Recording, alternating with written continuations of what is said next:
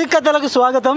మన ఊరి కథలో ముందుగా మనం పొగాకు గురించి అయితే తెలుసుకుందాం. ఎందుకంటే మన వీడియో వైరల్ కావాలి, మన ఛానల్ తొందరగా ఫాలోఅప్లోకి రావాలి అంటే ఖచ్చితంగా ఏదైనా ఒక బలమైన కంటెంట్ ఉండాలి. కాబట్టి మన దగ్గర ప్రస్తుతం ఊరి కథలు తీసుకునే ముందు పొగాకు గురించి అయితే మీకు తెలియజేయాలనుకుంటున్నాను. ఈ పొగాకులో ముందుగా ఇక్కడ రైతు ఏం చేశాడంటే, పొగాకు ముందుగా కావాల్సింది వచ్చేసి ఒక చెక్క బాక్సు, 2 గోన సంచులు, పురుకోస, తూకం వేసుకోవడానికి ఒక కాట, ఇవి 3 అయితే మన దగ్గర ఉండాలి. ఎందుకంటే తొక్కిన తర్వాత సంచి కుట్టుకోవడానికి 2 గోన సంచులు, అదేవిధంగా పురుకోస లేదా వైండింగ్ దారం ఏదైనా సరిపోతుంది.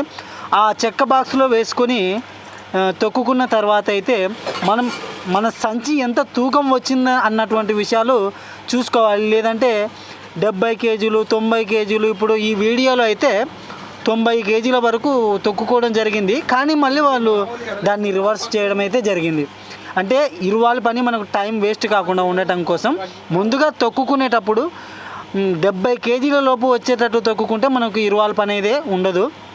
కాబట్టి రైతు సోదరులు గమనించి 70 కేజీల లోపు వచ్చేటట్లు తొక్కుకోండి. ఎందుకంటే ఎక్కువగా వస్తే మాత్రం మనం మళ్ళీ పొగాకు కుట్టినటువంటి బేల్ని ఇచ్చబెరుక్కొని మళ్ళీ కుట్టుకోవాల్సి వస్తుంది.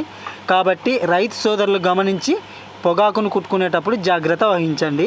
తొక్కిన తర్వాత మాత్రం మన దగ్గర 3 రోజులు పొగాకు బేల్ అయితే ఉండాలని ఇక్కడ ఉన్నటువంటి రైతులు చెప్తున్నారు. అదేవిధంగా మనం పొగాకు బేల్ తొక్కుకునే ముందు మనకు ఎవరైతే ఏజెంట్లు ఉంటారో వాళ్ళు మనకు చెప్తేనే మనం తొక్కుకోవాల్సి ఉంటుంది. కాబట్టి రైతు సోదరులు గమనించగలరు.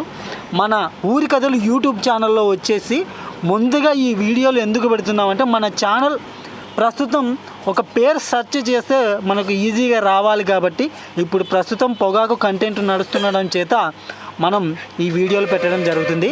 కానీ తరువాత మాత్రం మన వీడియోల్లో వచ్చేసి ఊర్లో జరిగినటువంటి పురాతనమైనటువంటి కథల గురించి మీకు తెలియజేయడం జరుగుతుంది. థ్యాంక్ యూ, ధన్యవాదాలు.